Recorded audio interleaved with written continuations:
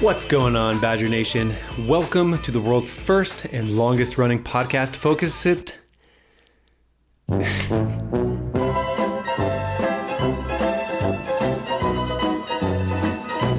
Let's restart that. What's going on, Badger Nation? Welcome to the world's first and longest running podcast focused on giving you the strategies and techniques you need to make your Amazon advertising easier and more profitable. My name is Michael Erickson Facchin, and right now you're joined by thousands of fellow Amazon marketers, business owners, brand managers, all hoping to level up their skills.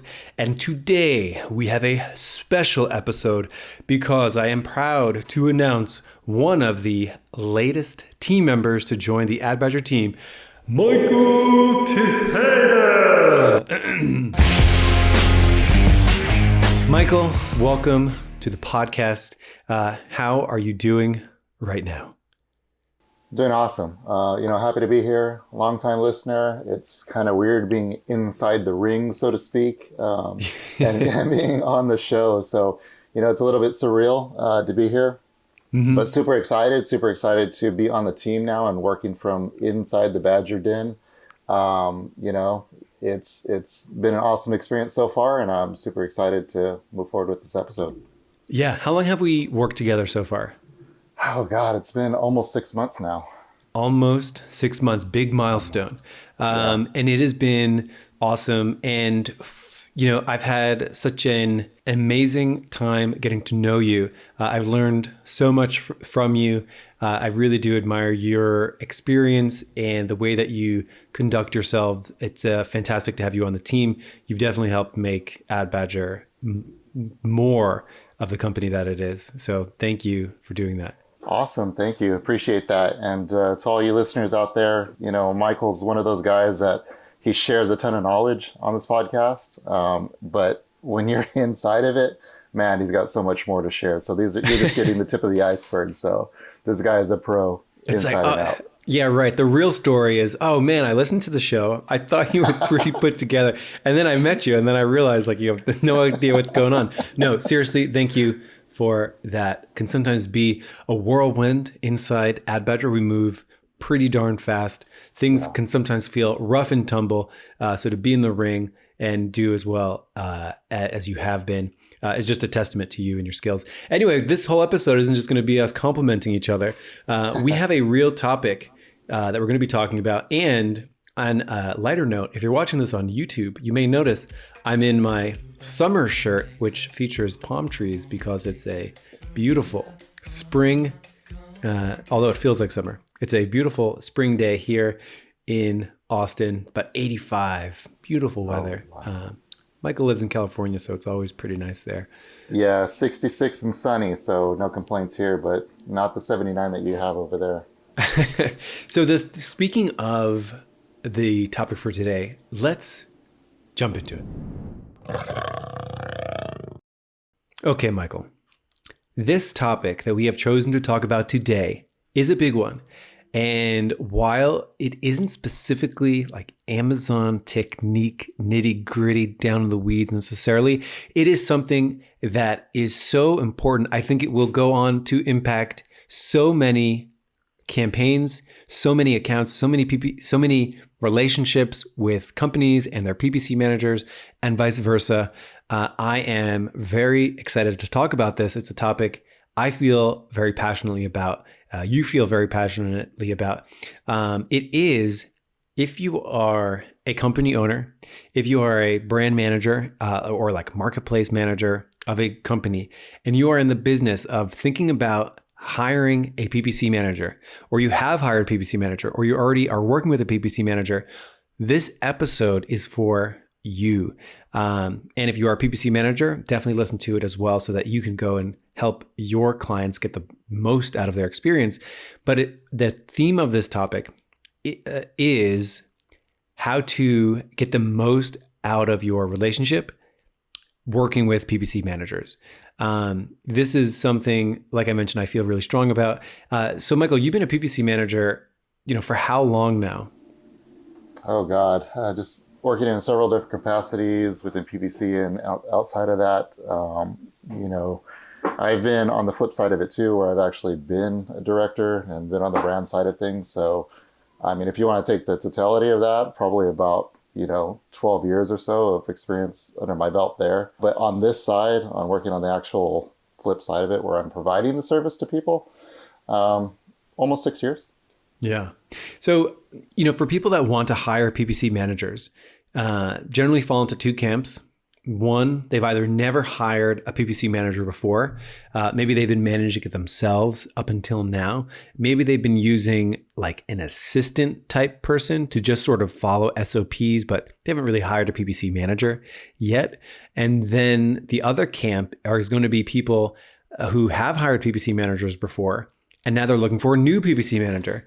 Similar to a serial dater, you may have serial PPC manager hires who are just sort of going from PPC manager to PPC manager, wondering where's all the good PPC managers? Well, I don't want to be too negative or judge too much because I don't know your situation, but sometimes that could be a sign that maybe you're approaching the PPC manager in a way that you're not getting the most out of that relationship. So today we're going to teach you how to get to the promised land with your PPC manager so that you can be in sync with them, so that you can be in a trustworthy, dependable relationship, feeling like you really do have someone that you can just depend on, and having the confidence knowing that your accounts are very well managed. So there's a lot of things that the client can do. So today we're going to share some of the things that our most successful clients do. And that's really how I like to frame this. What is it when we think back to all of my experience, to all of your experience, what are the things that our most successful clients have done? And sometimes we don't even realize some of the things that they're doing, but they're so experienced working and getting the most out of their vendors. We're going to be sharing some of those things today here with you. So if you are in the business of hiring a PPC manager or thinking about it, or if you are a PPC manager, this show is for you. And without further ado, let's get to that first topic. So just jumping into the promised land here, there's several topics that Mike and I talked about. One of the topics here is being in sync, really being in sync, and what the questioning is and the line of questioning that you can do with your PPC manager to really have them be in tune with what your goals are. And it all comes back to what questions we ask. How do we frame the conversation? What narrative do we have with them? We all want to make sure that we're on the same team. So that's really the goal on our side as well as your side. You want to be spending money for the service, of course, that you want and be getting the value out of it. And we want to be providing that to the best of our abilities. But the main thing, the main situation I want to get here and talk to is topic number one with Mike here is goal setting. So jumping into that topic there, goal setting, I think, is the number one thing that we need to talk about. It's how do we get there? What do we do? Mm-hmm. Yeah, and I think it's an interesting thing is that we all have goals in life, of course. We might hire different professionals throughout our life to help us accomplish those goals. Maybe we're hiring a personal trainer, or maybe we're hiring a mechanic with the goal of fixing up our car. And I think the key here is the best goals when you hire an outside professional should be collaborative. And I know this might be sometimes people will come to us, and I'll be on a call with someone and they'll say, hey, I'm currently at 50% ACOS. I need a 20% ACOS. And then you hear a little bit more of that story. Well, okay, like what is the margin? What's your break even? What are your goals? Like, are you trying to scale, trying to do whatever? And they might say, hey, I'm at 50% ACOS. I'm trying to get to 20% ACOS and I want to scale and grow it. I'm spending $5,000. I want to spend $50,000 a month. Okay, go. And, anyone listening, that goal that I just described, it's pretty, unrealistic, to be able to go from, hey, I have a 50% ACOS at $5,000 a month. I want to go to $50,000 a month in ad spend at $20,000, and I need it done in the next 30 days. Possible, maybe, probably not. So I think the key thing that a lot of successful clients do is they actually share what they would like to accomplish with their campaign manager and turn goal setting into a collaborative experience as opposed to something that they've dictated to the campaign manager. It's almost like, imagine, having a problem with your car's miles per gallon. Like your car is really inefficient and you have no idea, why. You used to get 20 miles a gallon and now you get 2 miles a gallon. And imagine, you go to the mechanic and you tell them, hey, pay attention to this one thing. Like you would want them to go and take a look at your motor oil and your tire pressure and the air filters and the age of your car and all these different things, and then come back to you with an action plan so that you guys could collaborate on how to improve the car's miles per gallon. In the same way, you want your campaign manager to be able to take the time, inspect, look around. They see lots of different campaigns from lots of different people. Let them share that experience with you. You tell them your goals and your business needs. They can share their experience and what they see inside the account, and you can collaborate on a goal. And that's definitely something our most successful clients do. Definitely. Yeah. From my experience too, I think the whole collaboration thing that you just talked about, it's a two-way street. We have to understand what's happening and moving inside of the client's company. But then also we have different things that are coming down from Amazon. Like if there's a different ad type or a different report type that's coming through, for example, last year when they went really big on video marketing, it was that whole introduction of it. Well, how do we get the client's assets? What type of assets work best? Those types of things that come into it. And it really needs to be that collaborative approach, and we found that works best. We also understand and appreciate that the goals change. They can change from quarter to quarter, sometimes even month to month if we have, we're in the middle of a session where things need to change quite rapidly. Mm. But that's why, for example, when we're working with clients, I've gotten into the habit of really utilizing Asana and relying on that quite a bit. So I make sure that our milestones are there, the goals that we're tracking towards, and make sure that the client understands those as well, because they're able to see those goals that are milestones in that section on Asana. And it has your ACOS, it has our budget, it has any other particular goals that we're looking for that month or quarter or what have you. And those are the ones that we have in place, and we use it as really our source of truth and make sure that everybody's on the same page. And it's back to that collaboration of information. We need to make sure we're on the same page because we all want to get to that promised line. Oh yeah, you brought up another really interesting point in your description there, where it's like goal setting. You collaborate on what the goal should be, and then you go and write it down somewhere. And ideally, this is being written down somewhere that you both can access, and that really helps avoid like this anxiety spike where things could be moving along, things could be really great, month over month progress, and then maybe you have something happen in the business elsewhere unrelated to PPC, and then all of a sudden it's like, oh no, we need something different, or oh no, what's going on? I'm sort of panicking. And like early on in my career, like sometimes I'd get an email that might say, hey, to use ROAS. It's like, hey, I know we said that we needed to be a 3x ROAS, but like something happened. Now I need to be at a 5x ROAS. And well, you get this email as a PPC manager and you're like, where did this come from? What's going on? Like, can we have the same sort of collaborative process to get here and talk about this? So that, we can have the same expectations of time frame and all these things. So when you involve your PPC manager in goal setting, you get a better sense of what's possible, the pacing of things, how things can move. You become more informed of your own business movements. So yeah, having a place to write this down so that you remember it periodically over time is fantastic. So that's goal setting. And let's move to our second thing that our most successful clients do. Alrighty, this is a big one. This is a big one. Don't dictate technique and strategy to your PPC manager. That could be a tough pill to swallow. I may have maybe made some people uncomfortable there, but if you hire an outside company, an outside person, maybe a freelancer, maybe an agency, whoever, and then you tell them what to do, just hire an employee instead and then tell the employee what to do. I think a really cool thing that you get when you hire a PPC manager is that you get all of their experience too. They're managing different campaigns. They've seen potentially hundreds of different clients. They've done so many different things, and you get to the benefit of getting all that information. They're on top of it. They're in the weeds every day. benefit from that, and don't sort of dampen that and tell them exactly what to do, because you could be making them, uncomfortable to share different ideas with you, or anything like that. So it should be a collaboration. You're not their boss. You're really their equal. They're there to help you. So ask, of course, share things that you hear. You may maybe pass them a podcast episode that you heard from us and say, hey, I heard this new thing. Do you think it could work for us? Asking questions is such a great thing for clients. So every podcast episode that we make might not be the most important thing for your account right now.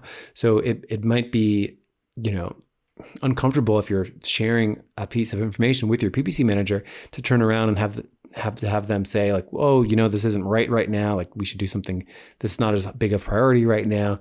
So the best clients definitely don't dictate technique and strategy. They share things and they try to collaborate, similar to goal setting. So this is a big one that I think can create a lot of strife in relationships, because sometimes the PPC manager can be doing things that, because they want to make the client happy, they might be doing things that they might not feel are the best and healthiest things for the campaign. This is a big one. Yeah, for sure. And I have some thoughts on this too. There's been several times where, we get into it and just, it all goes back to that collaborative approach and really working with the client in general and making sure that we understand their goals. Because if they're telling us that, look, we have a limited number of inventory, we had some production issues, and we have a limited number of this SKU that's going into FBA, then at least we know, okay, well, let's slow this portion of the account down. We know that that's going to be taking a toll on what's happening with the A cost there. But at least everybody understands and can utilize that information to move forward. Also understand that, we see, as Mike mentioned and pointed out, we see hundreds. In our lifetimes, we've seen thousands of accounts. Not only in the audit phase, but while managing them too. So let us bring some of that information to your account. We are seeing things across multiple categories. We're seeing things across multiple maturity rates. You might be in a startup mode, and we might be dealing with a similar person in the same category that's in a totally mature state, and taking some best practices and applying those because we've seen them work very well. Let us help you get to that next level. Right, exactly. And I think there's ways that, clients can advocate for themselves, of course, similar to the way, you go to the doctor. You're asking the doctor, well, what should I do next in order to get this? By all means, like, we should be, sometimes if you feel something tingling on the back of your neck, it's like maybe you do get a second opinion, just like you might get a second opinion with a doctor. But that being said, you still want to understand your PPC manager's game plan. So really understanding where is the high level thing that we're following right now, and then where does this fit into it? So if you do have an idea for something, asking them where and when you can get to it or something like that could be really valuable. And, there's a lot of people that hire PPC managers like an outside person, when really sometimes maybe hiring an in-house employee might be their best, the thing that they want, because they've been managing it themselves. They really know it intimately. And then they just want to teach someone how to do what they did. And then eventually have them go run and discover new things themselves. So I've talked about it on the show before too, about when to hire an out of house team and when to bring it in-house. But I generally think if you're hiring an outside person to try to collaborate, let the technique and strategy be a synergy of everything that you know and everything that they know. And that's where the real magic happens. For sure.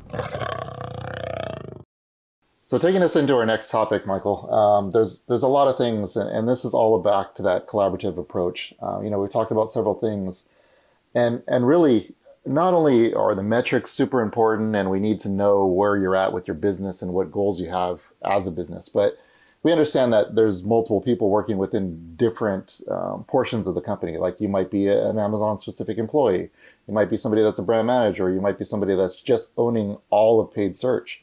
But we need to know what communication you need in order for us to be the most effective. So this goes back to letting us know how to help you and how we can communicate best with you. There's several reports that we can generate. There's several templated things that we can do. And if there's something special that you need from us, then we're all ears. Please let us know because we want to make sure that we hit the next level with you. So, Mike, what have you seen in your experience with people and what works best in what you've done? Oh, yeah. So I think on the surface level, the very best clients always know what they're looking for. So they know what kind of report they need and they know what should go into that report. And they're not sort of, oh, I feel hot today or I feel cold today. It's like, we know that we need these things. Can we go get these? We had a really nice client that, had many, many, many marketplaces. And one thing they knew that they needed was summed ad spend per product across all their marketplaces. So we came up with this really cool Google Sheets setup where we imported all their marketplace spend for all their keywords, for all their products. We used Google Sheets currency converter, and we were able to prepare this really cool spreadsheet for them. And they were so clear about what it is that they needed and why they needed it. It was very easy to get that. And I could imagine a scenario where maybe they didn't really know that this was an important thing for them, or they didn't think to ask for it. And we were just sending over a standard report. I think most people are happy. I mean, we're happy to customize reports for people for their specific business needs. I think most PPC managers are. So, asking that question and knowing what you want, like, I think most PPC managers would love to give you the exact report that you're looking for on a regular basis. So being clear about what kind of reporting and what sort of style of communication that you have can be really helpful. We have some clients that only email and never want to get on the phone. We have people that only want to get on the phone and never want to email, and everything in between. So knowing what your communication style is really big. And now I'm going to get into my therapist mode. I often feel like, too, it's important to know why we are asking for the thing that we are asking for. So if you are asking for a report, but the real issue is you don't trust your campaign manager, go address that issue and get to the root cause of that. If you think that your campaign isn't being managed properly, don't nitpick the account, and because that sort of distracts from the main thing that's going on. So really truly understanding like what it is that you need to feel comfortable and confident. Are you talking to, if you're a client and you're talking to a customer support person, not the PPC manager, don't make it about a report, and try to know like, hey, I'd really just like some FaceTime one-on-one with the PPC manager and not the customer support person, because I've got like technical questions that I'd love to hear right from the PPC manager, or there's some ideas that I want to run by. So there's like a common thread to all of this. Like the more you can collaborate, the better. And the more we can be vocal about what it is that we're actually looking for, the better. Those are all great points, Michael. And especially the one about the technical issues. Like if there's technical things that we need to talk about, there's other things that we need to pull back the curtain, so to speak, on to show what's happening behind the scenes. That's something that we'd love to do with clients. If there's something that you want to jump into the weeds on, we don't have any problems with recording like a 5-minute Loom video and saying, look, this is what and why and the strategy behind it. And, this is what it's going to be going forward. And then to go back to that collaborative approach. We're hitting these markers. These are our ACOS goals, and whatever other metrics you have that we need to align with. Does this work for you? Yeah, exactly. I've seen so many good relationships go south because, in the heat of it, it might be about something, and then like 3 months later, it's like after the relationship ends, it's like, oh man, all I really needed was to know that blank was being done in the account or something like that. Right. Because like they realize over time. So I feel like communication is key. Collaboration is key. Voicing those concerns, it's definitely key. I think we've got one more general idea about what our most successful clients do. And that last one is a single point of contact. What can I say about this? I think that having a single point of contact is just generally helpful for your PPC manager to help build their understanding of the campaigns. We work with teams of all different sizes, from companies of 5 people to 50 and up. And I think we've been in situations where we get on the call and there's 6 people on the other side, and this call was, scheduled for 45 minutes. So it can sometimes be better to do some prep ahead of time and really know what are the most important things and how do we convey that. Because the more concise you can make it for your PPC manager, the better. It can be difficult for a PPC manager to hear 5 different initiatives from 5 different people, as opposed to, having one person be the point of contact that they communicate with, build a relationship with. Because once you get into that swing of things, and once you have that relationship built, that's where the real magic happens. And it can be difficult to do in, one to many style relationships. Yeah, for sure. Totally agree with you on that one. That is one of those things that, just depending on the team setup, a lot of times there's one person that for sure makes the most, can make the biggest impact for what's happening on Amazon PPC, and it's best to align with that person, and that way everything funnels through one conduct point. Yeah. If we're trying to have those, like Michael said, those 5 different narratives that are going different directions, it's hard to hit ACOS goals, and then your goals end up being spread all over the place, and your time ends up getting spread very thin. So it also helps us with efficiency on the account as well. So great point on that one. Oh yeah. Alrighty, let's jump to our second portion here, which are going to be things specific, because a lot of those, what we just talked about, are generalized for any client vendor relationship. But we thought of a few that are specific to Amazon, and we're going to run through these rapid fire.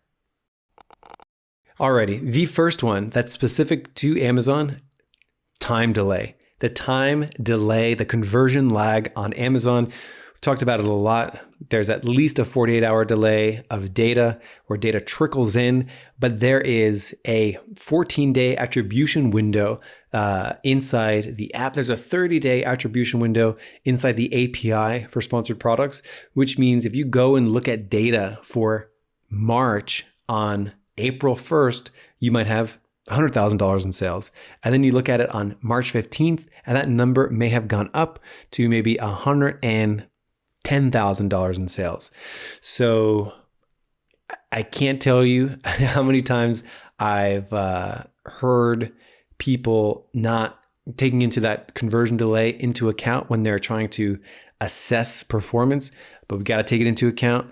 And our most successful clients are not concerned with, like, right now, this hour, I'm looking at my ads and where are all my orders, because we have a delay. So that one keeps coming up. I think everyone knows that the time delay exists, but I think for some reason, sometimes I've heard stories of clients maybe like judging their PPC managers for like this week's of data. Hey, I'm looking at performance for this week. It's a Wednesday.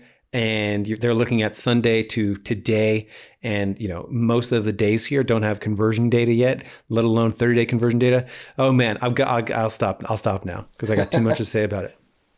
Yeah, all good points though on that sales attribution window. It's one of those things where, even our app brings that into account too, where we take out the last 48 hours worth of data just so that you're getting cleaner data. But it's always funny to have that conversation where somebody may have even accidentally put, let me see today's sales, and then they're looking at the ACOS and it's totally out of whack. But yeah, let's just make sure we back out that last 48 hours for sure. Oh yeah. Up next, we have Amazon's complex, and there are lots of factors outside of your PPC. I would say that our very, very best clients work with us, and they say if something, maybe, not every campaign has every single week doing better than the previous week for all of time. There's ups, there's downs, there's peaks, there's valleys. It's a roller coaster that hopefully trends up and to the right. But one thing that a lot of our best clients do is that if something isn't like going perfectly, let's say we're in one of these valleys, they will look at their entire business, not just at the PPC. They might say, is there a new competitor? Did my star rating change? Did something happen elsewhere, wherever it might be? They know that any performance on Amazon is complex and there's lots of factors outside PPC. So that is a big one. So if your performance isn't doing what you want, always have the conversation with your PPC manager. Hey, I'm seeing this. Do you notice anything like in this gigantic big umbrella of Amazon? Is there anything outside of PPC that looks out of whack to you? Is there anything outside of PPC that looks whack? Our best customers are always looking at their entire full spectrum picture. Yeah, it's funny you mentioned that because I can actually talk about that subject for a long time, because one of the things that I was doing prior and also in collaboration with PPC is looking at optimizing product display pages and setups and working with integrators and stuff like that to move and migrate large catalogs over to Amazon. Mm-hmm. Those integrators are great, and they can move over large chunks of data. But one of the things is that Amazon is very specific at the data and how you align it with their categories, and everything is category specific. So if you even have one of those things that's like, let's say, for example, if you're in the apparel side of things and you're talking about a closure and your item had a zipper on it and you don't mention it as being a zipper, it can take you totally out of that search and the relevancy for that search, which also affects us on the paid search side of things. So again, everything. I mean, Amazon is a huge thing. Each one of these little tiny items comes into play when we're talking about PPC. Yeah. So remembering that there's loads of factors outside of PPC that are impacting PPC. Always looking at that full spectrum, really important. Categories and comparing yourselves to others.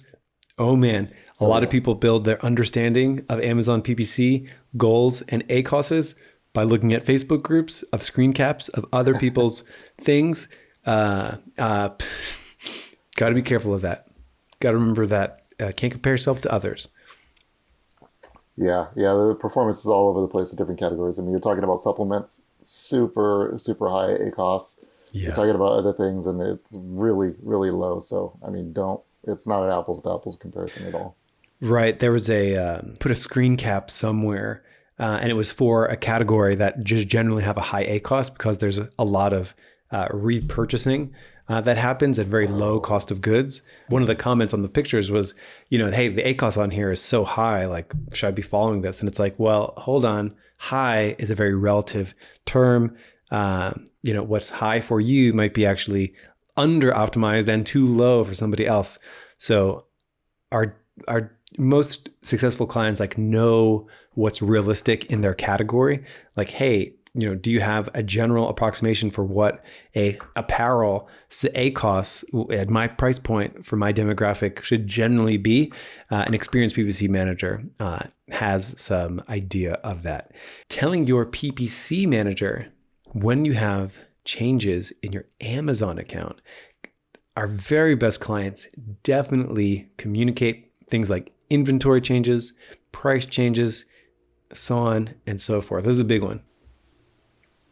Yeah, that's a huge topic, and I was discussing this outside of this conversation with Michael about just how Amazon FBA has been reacting lately, and since COVID, there's been several changes in the FBA warehouse system, and right now we have like a lot of situations where we're getting these almost micro distribution batches into other FBA warehouses where you'll ship it as a unit of like say 100 or 150 units to an FBA warehouse, and they'll split it into like onesie, twosies into other warehouses. And then us on the paid search side of things, we're dealing with that. And it's like one comes into inventory and we're bidding on those terms and everything's live for that one particular blip during the day. And then when it sells out, then it just trickles off. And then we'll get another 2 in tomorrow. So it throws off a lot of things. So if any time that you can collaborate with us and let us know that information, that helps us on our side, because maybe we want to back out of even advertising that product until we get 10, 15, 20 of those items in stock, and then really pushing forward on that. Right. So keeping them on the pulse of things, super duper helpful.